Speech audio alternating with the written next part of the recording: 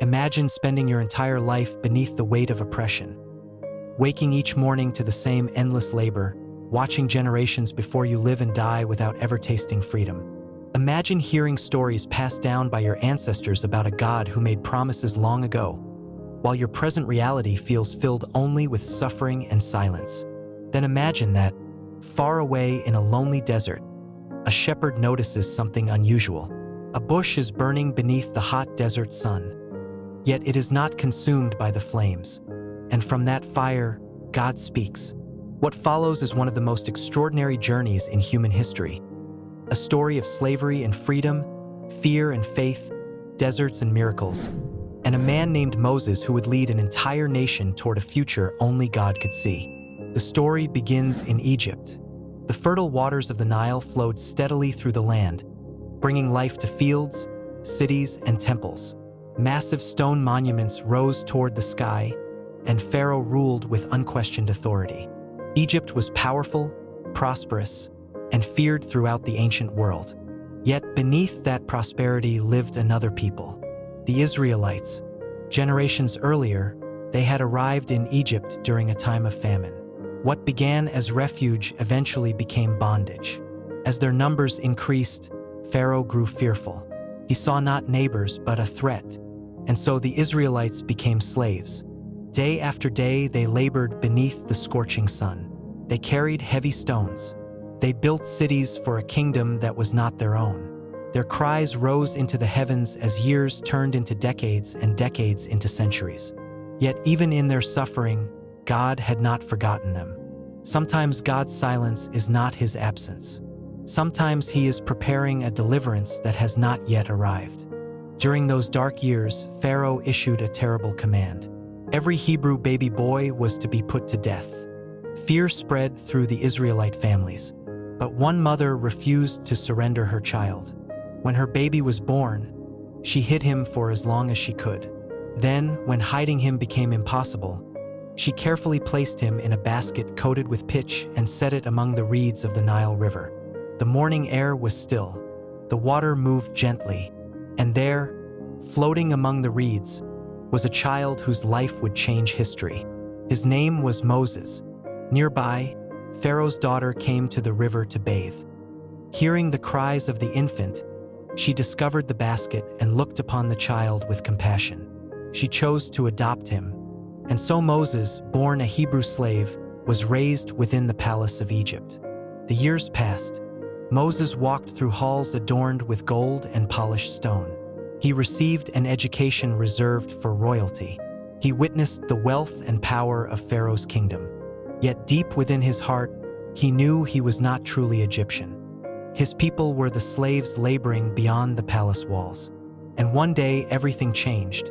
After witnessing an Egyptian mistreating a Hebrew laborer, Moses acted in anger.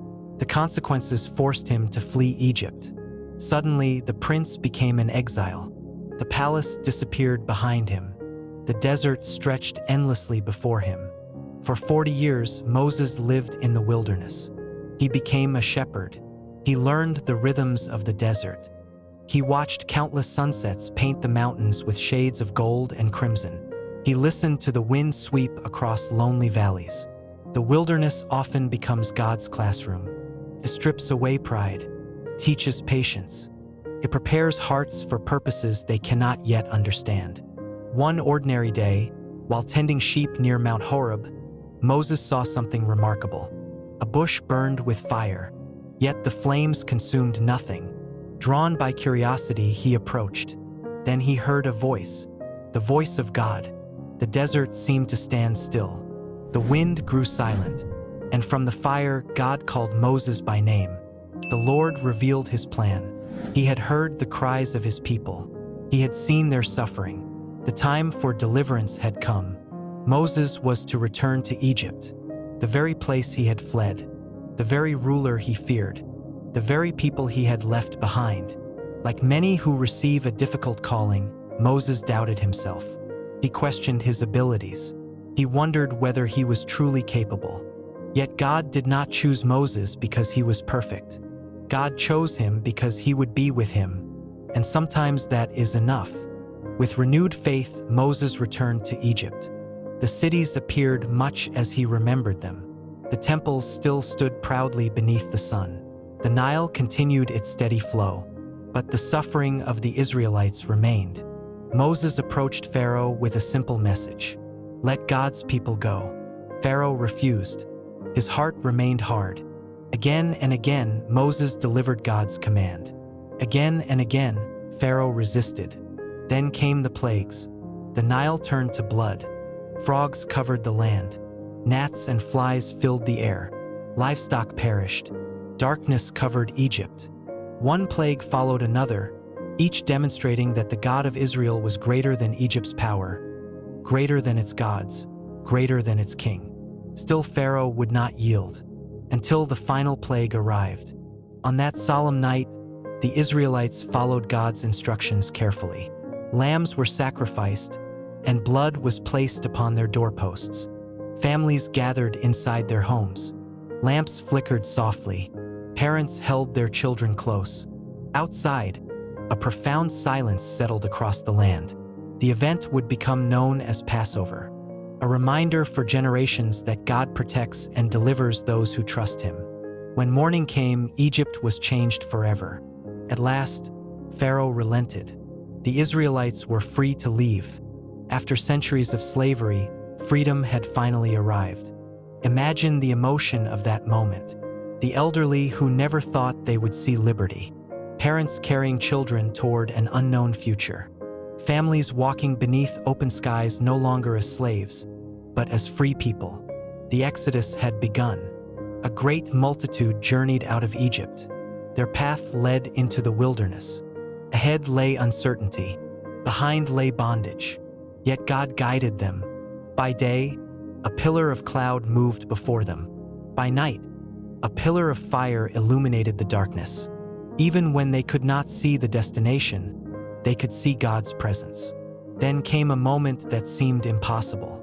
Pharaoh changed his mind. His army pursued the Israelites with chariots and horses. Soon God's people found themselves trapped.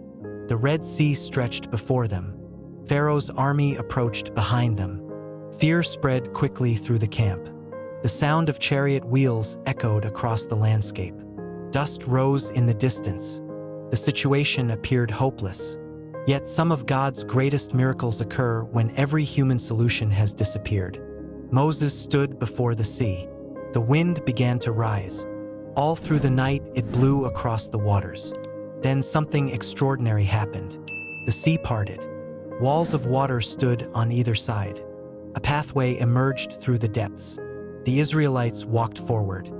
Families crossed where moments before only water had existed. Children, elders, shepherds, laborers, all moving toward freedom through a miracle only God could provide. By sunrise, they had reached the opposite shore. Pharaoh's army followed. But as the Israelites stood safely beyond the sea, the waters returned. The pursuing army disappeared beneath the waves. The threat was gone. The people were free. Imagine standing on that shoreline, feeling the morning breeze, hearing waves crash once more upon the sand, looking back and realizing that the chains of the past could never reach you again. It was not merely a military victory. It was a declaration that God keeps His promises. The journey, however, was far from over. Freedom from Egypt did not immediately remove every challenge. The wilderness still lay ahead. There would be hunger and thirst, questions and doubts, victories and failures. Yet through every season, God remained faithful. Moses continued leading God's people through deserts and mountains, through uncertainty and hope. And perhaps that is one reason this story continues to resonate across generations. Because most of us experience our own wilderness seasons. Moments when the path ahead feels unclear. Moments when fear stands behind us and uncertainty stands before us.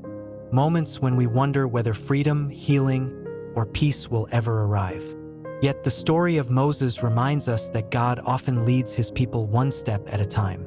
Not always by revealing the entire journey, but by providing guidance for the next step. As the stars filled the desert sky and campfires flickered among the tents of Israel, the people could look back and remember where they had come from. Slavery had not been the end of their story. Neither was the desert. God was leading them toward a promise. And He still does. Just as He guided Moses through fear, uncertainty, and impossible circumstances, He continues to guide people today through life's deserts and valleys. When the road feels long, He remains present. When the future seems uncertain, He remains faithful. When obstacles appear impossible, He remains powerful. The God who spoke from the burning bush, parted the sea, and led His people toward freedom is the same God who walks beside weary hearts today. And perhaps that is the greatest lesson of the Exodus. Freedom begins with trust. Courage begins with faith. And even in the wilderness, God never stops leading those who follow Him.